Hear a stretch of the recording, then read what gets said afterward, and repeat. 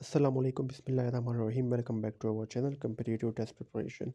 I hope you all are doing well. In today's video, I'm gonna discuss memory.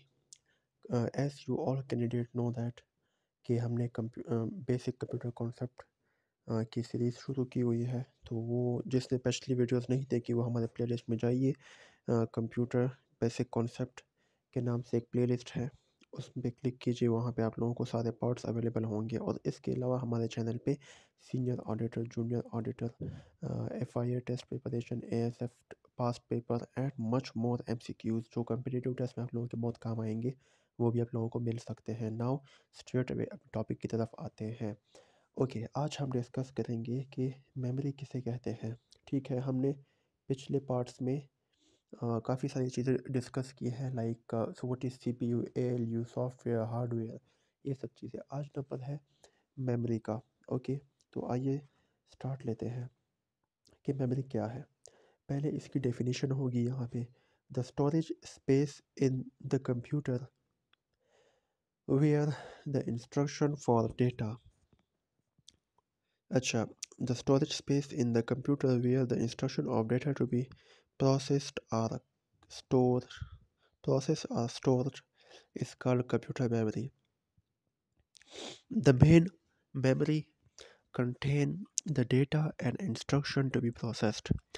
Random access memory and read-only memory are two subcategory of the main data. अच्छा, जब computer एक data को process करता है तो उसे short time के लिए अपने पास सेव कर लेता है। किस पर्पस के लिए? प्रोसेसिंग के लिए। तो उसे हम कहते हैं कंप्यूटर मेमोरी। ठीक है, the storage space is the computer where the instruction for data to be processed are stored is called computer memory.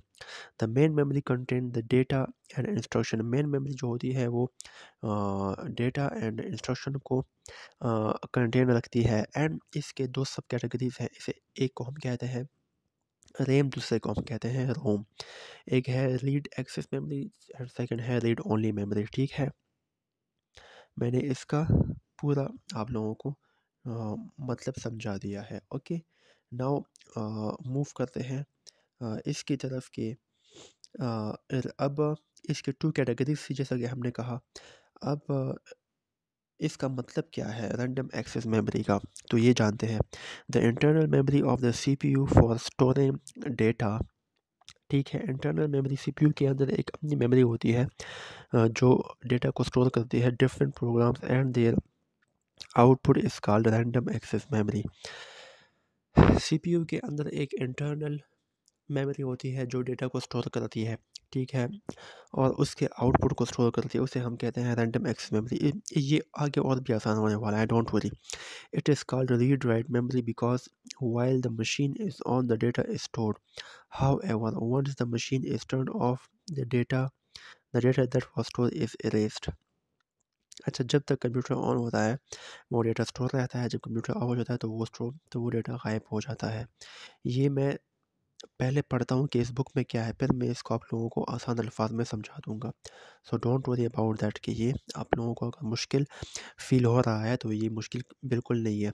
Do you know adding RAM to your computer system will speed up. अच्छा, RAM जो होता है अक्सर हम लोग cell phone लेते हैं, computers लेते हैं, तो उसमें हम रैम पूछते हैं कि रैम कितना है। तो रैम 2 GB, 4 GB, 5 GB, आजकल तो फ़ोन भी 16 GB तक आ गए हैं, 12 GB तक आ गए हैं। मेरा अपना जो फ़ोन है वो 8 GB रैम वाला है। तो रैम असल में हम कंप्यूटर या उस मशीन की स्पीड को से हमारा वो होता है, मतलब हमारा ये होता है कि इसका स्पीड कितना रैम है, ये कितनी तेज़ी से डेटा को रीड अप करता है, डेटा को कैच करता है। ठीक है, इससे ये काम रैम का होता है। अब रीड ओनली मेमोरी क्या है, इसे देखते हैं कि रीड ओनली मेमोरी ये सब पढ़ते हैं। ओके, ठीक है। Read only memory, the memory from which we can only read but can not write to is called read-only memory. When it is manufactured, the ROM stores all the instruction that it is need. A good example is the instruction that are needed to start a computer are stored on the ROM. You can find a ROM chip on many devices like a home appliance, automobile, aeroplane etcetera. Figure 1.8 में show किया गया है। ये होता है रोम, ठीक है। इसका काम क्या होता है, जो कंप्यूटर जब आप लोग ऑन करते हैं तो उसमें जो इन्फॉर्मेशन आता है वो रोम में सेव हो चुका होता है, रीड ओनली मेमोरी। उस पर प्रोसेसिंग नहीं करता, ठीक है, वो आप करेंगे प्रोसेसिंग करना। अच्छा जी, अब मज़ीद इसकी डिटेल्स हम लोग यहाँ पे पढ़ते हैं। There are different type of configuration of RAM and ROM. Figure 1.9 show the different type of RAM and ROM. Memory को देखते हैं। अच्छा, ये दोनों, जैसा कि हमने कहा कि सब कैटेगरीज थी मेमोरीज़ की। अब देखते हैं कि ये आगे क्या डिटेल हमें देते हैं। अच्छा जी, ROM, read only memory. ROM stand for read only memory. ये अक्सर एमसीक्यूज़ में आता है, इसे आप लोग याद रखें। And RAM, read access memory, ठीक no sorry, random access memory. अच्छा, फिर रोम से क्या होता है, पी रोम होता है, ई पी रोम होता है and E E P ROM होता है। P ROM programmable read only memory, E P ROM erasable programmable read only memory. फिर है electrically erasable programmable read only memory. ठीक है, आसान है, सिर्फ एक एक वर्ड का इजाफा हुआ है। नाउ रैम पढ़ते हैं कि रैम क्या है। हाँ, अच्छा जी, RAM, S RAM, static RAM, D RAM, dynamic RAM and एक होता है कैच, L1 L2 L3। अच्छा, अब डी रैम से बाकी दो शाखें निकली हैं, वो है ड्रैम पैकेजेस, जिसकी पिक्चर्स ये होती हैं, ठीक है। ये सब डी रैम्स हैं, ठीक है। एंड ये इसके आगे स्पेसिफिकेशन लिखी गई है, तो इसे आप लोग देख सकते हैं, ठीक है। इसमें इतना कुछ इम्पोर्टेंट है नहीं। एंड नाउ मूव करते हैं अगले की तरफ। The following main steps take place in the CPU instruction cycle. Figure 1.10 shows the basic instruction cycle. Step 1, getting instruction from memory. Step 2 है in the control unit, decoding the instruction into different command. Step 3, in the arithmetic logic unit, execute the command. And 4, result are then stored in the memory.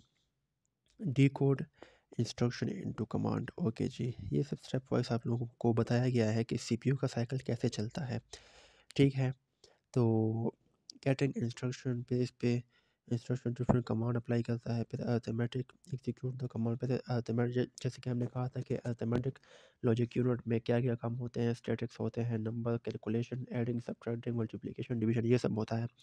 तो ये हर एक चीज़ का अपना अपना काम है। तो आज हमने पढ़ा मेमोरी में कि मेमोरी का क्या काम होता है, फिर मेमोरी के सब कैटेगरीज कितनी होती है, फिर रोम का क्या काम होता है, रैम का क्या काम होता है, ठीक है। तो कल हम पढ़ेंगे इंशाल्लाह एक्सपेंशन कार्ड एंड बाकी 3-4 टॉपिक हैं इस चैप्टर में। उससे पढ़ने के बाद फिर हम सेकंड चैप्टर की तरफ मूव करेंगे। अगर आप लोगों का कोई सवाल हो तो आप लोग पूछ सकते हैं। इस चैप्टर में, इस टॉपिक में सिर्फ यही दो चीज़ें ख़ास हैं कि रैम किसे कहते हैं, रोम किसे कहते हैं एंड मेमोरी। तो इसमें कोई सवाल हो तो आप लोग पूछ सकते हैं, इंशाल्लाह हम रिप्लाई देंगे। तो अगर वीडियो आप लोगों को हेल्पफुल लगी हो तो लाइक कीजिए, कमेंट में ज़रूर बताइए, इससे हमारी हौसला अफजाई होती है। And subscribe our channel. Allah हाफिज़।